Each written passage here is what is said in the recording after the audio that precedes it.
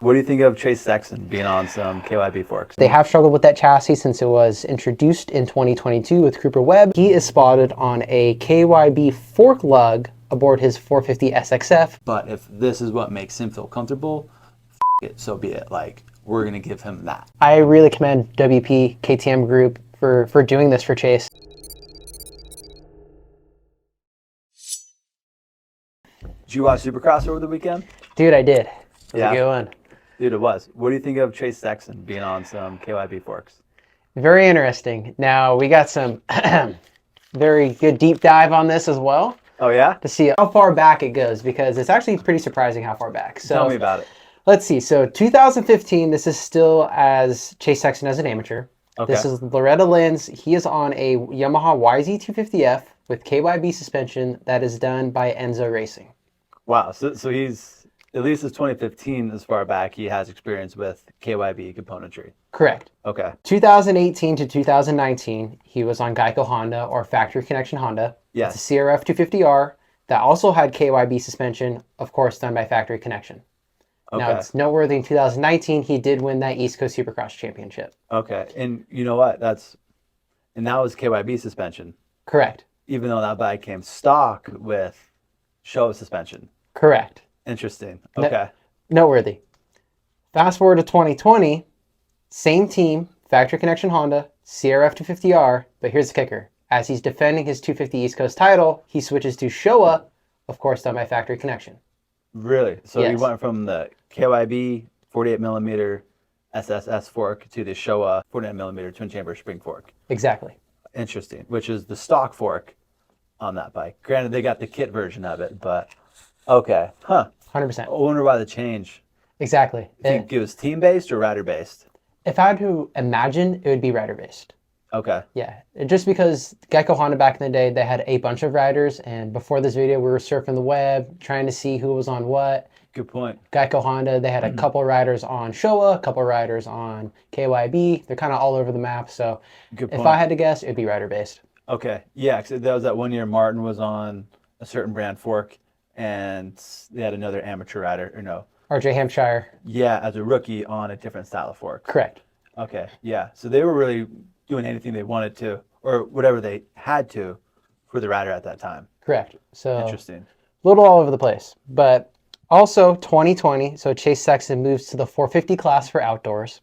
He goes to HRC Honda, which they work with Showa in-house. So he's on a CRF 450R with Showa suspension, all done in-house. Okay. Now he runs that setup from 2020 to 2023. Now, obviously, for the 2024 season, he leaves for Red Bull KTM. We see him aboard a 450 SXF with WP production upper tubes with an XACT Pro Cartridge Kit inside that, aka cone valve. Very much their standard kit suspension, but their main change was instead of utilizing their common cone valve upper tube, which is this one here, which is 2 pieces, and you can see it's not tapered at all. I mean, what I mean by that is there's a lot more material inside of the fork tube in between the lower clamp and the fork seal than there is on the production fork tube, meaning from the lower triple clamp to the fork seal, there's a much more taper effect going on, a lot less fork tube material. I think you logically could deduce which one of these forks is going to flex easier under force or under stress, just based on looking at it, and also assuming that they're both aluminum outer tubes, roughly the same material, same length, and so forth. So keeping in mind that there's a lot of similarities with the exception of the geometry of it. Do we find any pictures from him ever running the kit stuff with this upper tube on it? Or has it always, because from my memory, I've only seen his bike with the production upper tubes on it. I don't know if I've ever seen a version of his bike with this production upper tube on it. I'm going to go back and check. I agree. I've only seen photos with the production upper tube. I have not seen this upper tube, which is the non-tapered tube. This is the cone valve fork. I have not seen this upper tube on his bike. But we have seen that still on at least Malcolm's bike, maybe Barsha's, Correct. and a few others. Yes. But not everybody's. Correct. Other riders under the KTM group, Husky, Gas, they have been running this. Okay. Interesting. Yes, but wait, there's more. All right. So when we roll to round 6, which is in Glendale, he's still on this WP production upper tube. This is the tapered fork. After round 6, there is a weekend off. So there is a 2-week break from round 6 to round 7, which happened to be Arlington. Okay. When he rolls out for Arlington, we notice something a little funky. Here, as he's rolling out for opening practice, he is spotted on a KYB fork lug aboard his 450 SXF, and of course he has the KYB top caps to match. Mm-hmm. And the big, this took a minute for us to see, but what seemed like to be the big giveaway detail was looking at the fork lug itself, where the axle goes through, and noticing that above the axle pinch bolt on the WP kit forks, the WP XACT Pro kit forks, their lug has a radius, so think a curved geometry above the axle pinch bolt. On the KYB forks, instead of this being a radius or curved, and instead a chamfer, meaning it is just a flat surface above that. So that's one way we could easily visually pick apart between the two lugs that they're on there. Because beyond that, there's pretty common looking at them on a quick glance. When this first broke news, we were kind of like, whoa, like this is a big change, of course. And that was round 8. And that was round 7. Oh, okay. So now obviously we've had Arlington, which was round 7, Daytona followed, which is round 8, Birmingham round 9. We just had round 10 at Indianapolis, and we were heading to round 11, which is Seattle. So West Coast, Seattle's pretty known for getting soft, ruddy. Who knows if it's going to rain? It typically rains there in Seattle. So it's going to be interesting how long he sticks with these KYB fork lugs, these forks. Just because, you know, it's been a couple of rounds, and I think since he has switched, we have seen the intensity gone up. Now, there is a caveat here. He did get hurt going into round 6, which is, again, when he was on the production WP stuff. This is prior to the KYBs, but since then, and as the hand injury has gotten better, we have also seen the riding get better, the intensity get better. So it's hard to piece together exactly what's going on, if it's just the bike setup or if he's now feeling better. But obviously they're searching for something. Do you know, what would you think that they're searching for? Man, good point, man. I will say last moto or last heat, whatever you want to call him, last race, he did make up a lot of time on Jet in that last race. Not saying he didn't make up enough time to pass him or beat him, who knows, but to catch them and then even pass Kenny. Because I think he finished second that moto. Like that's correct. Impressive. That shows they're definitely making a step forward. From working as a suspension guy, and my job is trying to make riders feel comfortable on their bike. And from our own experience, and I think you can attest to this too, you've had a chance to ride our air forks that we can build, our KYB forks we can build, and our cone valves. And you also got to ride them as we improve them over time. So I think you got to see how different they could be, but also as we took time to develop the settings, we could get the KYB and our WPs to feel quite similar. Now the caveat is these are moto settings that we've been developing and testing, not supercross. So I get it's not a 1-to-1 ratio. Right. But I would think that at WP, they definitely have the knowledge, the ability, and the experience to still make their forks probably feel very similar to the KYBs. Mm-hmm. But it could be the case where just the rider, that's what they're familiar with, that's what they know, and that's just what they physically want to see on their bike. Right. It could be something where you could explain to them, hey man, like we can make this fork feel just like that. But it's one of those things to where that's what the rider wants to see. And I think it's, in my opinion, KTM took the smart route and the easy route of instead of fighting the rider, they just went, cool, here's what we'll give you. Even though in their mind they might be thinking, man, we can build this same exact performing setting in our WP kit stuff. But if this is what makes him feel comfortable, fuck it, so be it. Like, we're going to give him that. Mm-hmm. And I think that's really cool because I can understand from a public perspective, people think like, oh my God, what are you doing? But from a racing standpoint, they're there to win. And if that's what the rider wants, be that cool of a company that goes like, cool, we will give him that.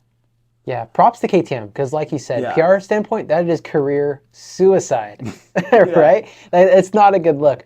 But honestly, props to KTM for doing whatever it takes to get Chase happy. Obviously, they spend a lot of money bringing Chase on board. Yeah, It's no secret. He brought the #1 plate over there. He's there to win. He got hired to win. And I think it's really cool that KTM, WP, all the guys over at Red Bull KTM Factory Racing are taking every step to make him more comfortable, more happy. How happy is he with the bike? Well, we don't quite know, because coming into the season, it was all sunshine and rainbows. After a couple rounds, it was, right? It was. And then after a couple rounds, that was quickly backpedaled, so I wasn't that comfortable with the bike. So I do think part of it could be suspension, part of it could be chassis related. We know that they have struggled with that chassis since it was introduced in 2022 with Cooper Webb. Since then, it just seems like that chassis has not performed as well. Now that they've made some improvements, which you have hinted at another JBI video on your channel, obviously switching suspension around, it seems to maybe correct the ship a little bit.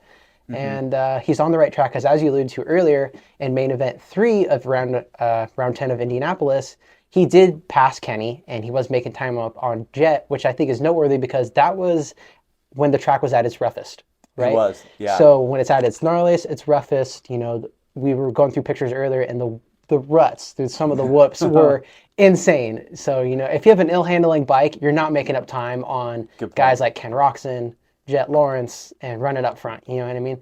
Yeah. So I would think he is a lot more comfortable now. For sure. I hope at least can give them some answers, in the sense of they can at least now tell Chase, well, we've tried that. So if you're still experiencing the same issue, well, then maybe we can remove the suspension as a variable and look somewhere else. Right. Doesn't mean they may change suspension on it, but at least they can go, okay, well, if you're still feeling this way on the bike, well, we tried this, we tried this, we tried this. Maybe it's not the forks. Maybe it's chassis geometry, wheel offset, or tire choice, something else. Right. For it. I'm curious what generation of KYB forks they have in there, because 2006 is when Yamaha first came out with their KYB SSS forks. And since then, in 2018, they had a second generation of that. That came out on the YZF 450. And then in 2019, the YZ 250F followed suit with that. And the key upgrade was to improve the mid-valve a little bit. And then in 2023, pretty much the hardware stayed the same, but they added a finger clicker to the top. Now, don't get me wrong, the settings have changed from year to year for each production bike. But what I noticed on Chase's bike was he had finger adjusters for the compression clicker. So I'm curious, did they get the newest cartridges, so the newest KYB generation dampening internals with that, and they just change out the finger clicker that Yamaha has for theirs? Or did they actually get the Technical Touch KYB dropping kit, which is usually the Gen 1 KYB kit, and that doesn't have a finger adjuster? In that case, they would have had to machine a hole and some threads to fit their adjusters. I think that would take a lot more effort and time. And also, why wouldn't you buy the newest, let's say, generation KYB fork that comes on the Yamahas that you're racing against? Why would you take the Gen 2? And you can buy that component separately. You can buy just the billet lugs that they can have separately, and you could buy the cartridges for a Yamaha separately, instead of buying it just as the kit that most commonly gets sold for things. So I'm curious exactly what they did on that for choice. My guess would be the newest for it. Yeah, I would agree as well. I mean, why would you not want the latest and greatest? You can buy it a la carte, like you said, and piece it together, rather than having to drill into something that seems a little sketchy, right. A lot more time consuming, more resources. I would go with the latest and greatest, to go with that Gen 2 as well. I'm excited to see where this goes. How long does it play out for? Does it affect any of their future WP XACT Pro offerings? Not in the sense of sales, like we already know it works well. That fork has won many championships around the world in supercross, motocross, off-road, let's say all the variations of off-road. So it's well proven. Just because one rider's like, hey, I want to try something else, I don't think throws out the window as not being a well-proven fork. But does that have any influence on their future designs of that fork and what they may offer in the future? Maybe not anything we see in the next 1, 2, 3 years, but maybe the next 4, 5, 6 years. One thing we have seen is the 2024 KTM XC models, off-road models, come with a new spring fork. And that spring fork has many similarities with a KYB fork. Namely, the mid-valve piston looks very similar to that. Same with many other relationships and that. But we're going through that in another video because we could go on a big deep dive on that. Yeah. I'm surprised they didn't honestly utilize that fork instead of the KYB. Yeah. It's very similar. We're going to do a deep dive in that in another one, but that would have been an easier direct fit. It would have looked, so it would have been WP top caps and all that stuff. So I'm curious why that didn't happen. Well, again, maybe this to give Chase, here's your KYB that you were hoping to get or asking for. Yeah. Like, exactly. Yeah. That'd be my guess. Yeah, and I would imagine they would have at least started with that and said, hey, this is what we have already. Slap this on your bike. Let's see how you like it. Fiddle through some settings. But also, as you mentioned earlier, there was a week off between round 6 and round 7. I would imagine that they did some testing with some, WP stuff, some KYB stuff. Do you think they did all the testing in that week, or do you think they started before that? Because, like, what a timeline to test and then go, I want to go race on this. If I had to guess, it started earlier. Just because the hand injury occurred the week leading up to Glendale. I think it's been in the works for a lot longer than what we may know about. Yeah, I wonder if there's ever been a period where they've been testing it, and maybe Chase preferred that setup, but he couldn't quite race on it. Oof. So he got to practice on it and maybe be like, I like that, but maybe they didn't have clearance yet. This is all just a guess. I don't know. Yeah. But I can see as a rider being like pretty frustrated to like ride on one step and be like, ooh, I want that. And then being like, well, that's not quite cleared yet. Right. Or we're not quite there. But yeah, I'd be curious to know that. And also like who at WP had KYB Supercross settings. Good point. I mean, I understand that suspension guys have the ability to look at suspension, tune it, and they have experience with other brands. But if you're primarily a WP guy, where are you finding side time to develop highly competitive KYB Supercross settings? Not just an SX setting, but one that's competitive on the level they're racing at. Yeah. There's a big difference between here's something I can go do Supercross on and here's something that you can go win a Supercross championship on. 100%. I mean, we see it all the time. The guys flying at the test track preseason, feeling good with the bike. They roll up to Anaheim 1 and it's like, whoa, my settings are way off. And obviously these tracks are all built differently. When you add tough blocks and throw a Supercross track into a stadium, it's way different than when you're testing just up the street here at KTM. Who knows? Who knows how they got these settings, how they got the knowledge. As you alluded to, these suspension guys are suspension guys. They're going to know their way around a fork like the back of their hand. But KYB to WP stuff, obviously there are some differences. And they're going to have to sift through those differences and get the feedback from Chase on what to improve on. This is going to sound bad, but how could they go from almost a decade or more of experience of tuning these to just a week of tuning the KYB fork and then going, this works comparable? Right. So yeah, to strengthen your point, they must have had longer time of testing this, and or at least reached out to somebody with lots of experience, set it up. Right. And maybe it wasn't set up in-house. Maybe Thatch Connection did it for them. Maybe those KYB settings in Yamaha don't quite translate to a KTM. There's a lot of differences. We're talking about aluminum to chromoly. It's a lot of differences there. So I wonder how much testing that they actually had to do to sift through. If it was just, hey, drop the setting in and you're good to go. If it was that was the nail on the head, or if it was like, this is a good direction. This is a direction that we want to head in, but it needs some fine tuning. It needs some work. We need to get there. So I don't know, man. It's a very complex situation. I'm just curious, and I'm going to be watching with a keen eye as to how long this goes on. I mean, who knows? This could trickle on into outdoors, right? So, and that's a whole nother ball game. Does it stay with just one rider, or do other riders get that set up? Oof. If I had to guess, other riders would get the setup just because they're going to get more feedback, right? I mean, they have so many riders between Barsha, Malcolm Stewart. Christian Craig's out, of course, but we hope to see him back soon. More the merrier, right? More feedback, the more knowledge you have on a setup that WP is not necessarily familiar with, the better it is. Yeah, no, I agree, man. I think way for them to put themselves out there in a way of going, regardless of how this is perceived, it's going to make us better. 100%. That's really cool. You don't see a lot of teams taking, I don't say chances like that, 'cause it's not really a chance. They're going to get better because of this, regardless of what happens, of how this plays out. Like, they're learning from this, so they're only get better. So it'd be fun to see exactly how it does play out. But like, hats off to them. I mean, it shows their commitment and dedication to like we want to win at all costs. 100%. And you don't see that all the time. And especially No. in this industry, you know, everything's so secretive, everything's so under the hood. I really commend WP KTM Group for doing this for Chase. It's really cool. You know, we get to sit here and bench race about it and speculate. You know, we get to see all the spy photos on the internet and whatnot.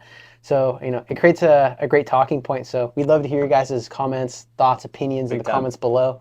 What you guys have noticed in Chase's riding from, you know, preseason to Anaheim 1 to now. You know, a lot has changed since then. So it's going to be interesting, man. I'm looking forward to it. It is, man. Well, until next week, you guys stay tuned and looking forward to this week's race. Peace.